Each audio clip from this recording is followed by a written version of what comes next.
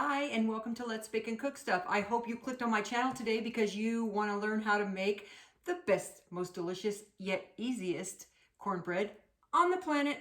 I am starting off with 1 cup of all-purpose flour and 1 cup of yellow cornmeal, but you can use whatever color cornmeal you have.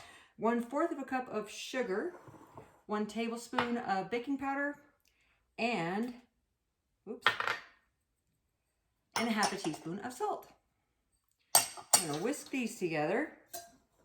I want to add my corn. I have 1/2 of a cup of frozen corn that I thawed, and 1 chopped jalapeno pepper. I finely diced it, completely optional.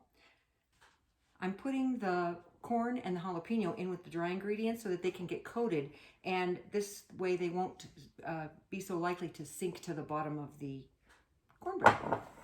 Okay, now in a smaller bowl, I have 1 cup of milk. This is whole milk, but you can use whatever kind of milk you have.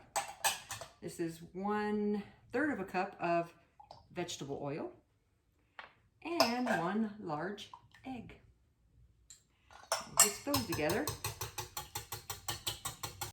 And see, no mixer or anything too, so how easy, right?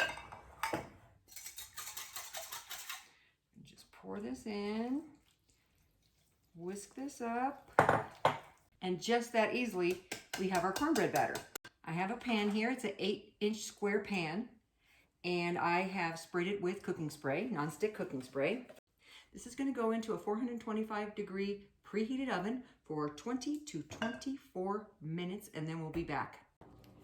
And here you have it, perfectly baked cornbread. See what I'm going to make with this cornbread? Click here. I'm going to be making a cheesy Mexican cornbread casserole to celebrate Cinco de Mayo. Thanks for watching. We'll see you next time.